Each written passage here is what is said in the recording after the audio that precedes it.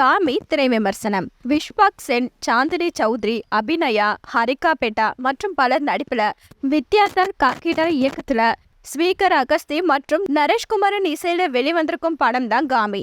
காசையில் சுற்றி திரியும் ஹீரோ விஷ்வக் சென்னின் தேகம் மீது மனிதர்கள் லேசாக தொட்டால் கூட அவருக்கு மின்சாரம் தாக்கியது போன்ற உணர்வு ஏற்படுவதோடு உடலில் மாற்றம் ஏற்பட்டு சுயநினைவின்றி சில மணி நேரங்கள் செயலற்று போய் விடுவார்.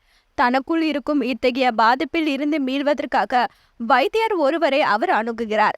ஆனால் அப்படிப்பட்ட பாதிப்பை குணப்படுத்த தன்னிடம் மருந்து இல்லை என்று கூறும் அந்த வைத்தியர், இதை குணப்படுத்தக்கூடிய அரிய வகை காளான் ஒன்று இமயமலை பகுதியில் இருப்பதாகவும் 36 வருடங்களுக்கு ஒரு முறை வளரும் இந்த காளான் வளர்ந்த 24 மணி நேரத்தில் அழிந்துவிடும் என்றும் கூறுகிறார். அந்த அதிசய காளான் குறித்து பல வருடங்களாக ஆய்வு மேற்கொள்ளும் மருத்துவர் சாந்தினி சௌத்ரியுடன் சேர்ந்து காளானை எடுப்பதற்காக ஹீரோ விஷ்வக் சென் ஆபத்து நிறைந்த இமயமலை பகுதிக்கு பயணப்படுகிறார். இதற்கிடையே அவரது நினைவுகளில் ஆபத்தில் இருக்கும் சிறுவன் தன்னை காப்பாற்றுமாறு சொல்வது போலவும் சிறுமி ஒருவரும் அடிக்கடி வருகிறார்கள். அவர்கள் யார், எதற்காக தன் நினைவுகளில் வருகிறார்கள் என்ற குழப்பத்தோடு தனது பயணத்தை தொடர அங்கு பல்வேறு ஆபத்துகளையும் ஹீரோ சந்திக்கிறார். அந்த ஆபத்துக்களை கடந்து காளானை அவர் எடுத்தாரா இல்லையா என்பது ஒரு பக்கம் இருக்க, அவரது நினைவில் வரும் அந்த சிறுவனும் சிறுமியும் வெவ்வேறு ஆபத்துகளில் சிக்கிக்கொண்டு தவிக்கிறார்கள். காசியில் சுற்றி திரியும் ஹீரோ விஷ்வக் சென் யார், அவருக்கும் ஆபத்தில் சிக்கி தவிக்கும் சிறுவன் மற்றும் சிறுமிக்கும் என்ன தொடர்பு என்பதை இதுவரை இந்திய சினிமாவில் இப்படி ஒரு வித்தியாசத்தை சொல்லியிருப்பார்களா என்ற கேள்வியை எழுப்பும் ஒரு கருப்பொருளோடு சொல்வதுதான் காமி.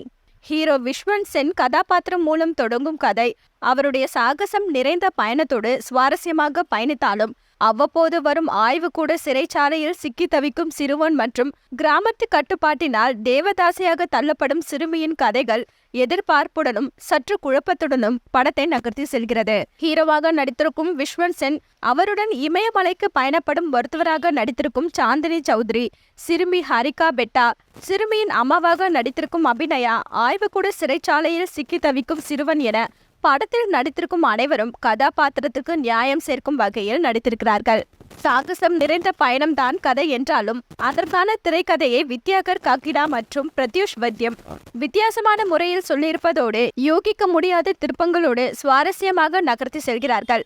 3 கதைகள் சொல்லப்பட்டாலும் 3 கதைகளுக்கும் 3 கதாபாத்திரங்களுக்கும் ஏதோ ஒரு தொடர்பு இருக்கிறது என்பதை பார்வையாளர்கள் யூகித்தாலும் அந்த தொடர்பு என்ன என்பது குறித்து கிளைமாக்ஸ் நெருங்கும் வரை நிச்சயம் யாராலும் யூகிக்க முடியாது. அப்படி ஒரு விஷயத்தை சொல்லியிருக்கிறார்கள். படத்தின் மிகப்பெரிய பலம் என்றால் VFX காட்சிகள் தான். இமயமலை பயணத்தையும் அதில் ஏற்படும் ஆபத்துகளையும் மிக நேர்த்தியாக காட்சிப்படுத்தி இருப்பதோடு மிக தத்ரூபமாகவும் பணிகளை மேற்கொண்டு அசைத்திருக்கிறார்கள். ஆய்வுக்கூட சிறைச்சாலையில் சிக்கி தவிக்கும் சிறுவன் எதிர்கொள்ளும் பிரச்சனைகள் மற்றும் அவன் அங்கிருந்து தப்பிக்கும் முயற்சிகள் தொடர்பான காட்சிகள் குறைவு என்றாலும் அவை அனைத்தும் நம்மை சீட் நுனியில் உட்கார வைத்து விடுகிறது.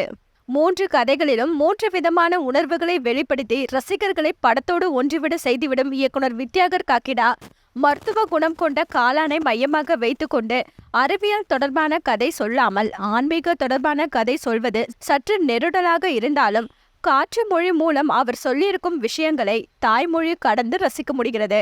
அதே சமயம் ஆபத்து மிக்க பயணத்தில் அவ்வப்போது உயிர் போகும் அளவுக்கு ஹீரோ ஆபத்தில் சிக்கினாலும் அடுத்த காட்சியில் அசால்ட்டாக பிழைத்து விடுவதும் அவருடன் பயணிப்பவரும் அதேபோல் ஆபத்துக்களை அசால்ட்டாக கடந்து செல்வதும் லாஜிக் மீறலாக இருக்கிறது.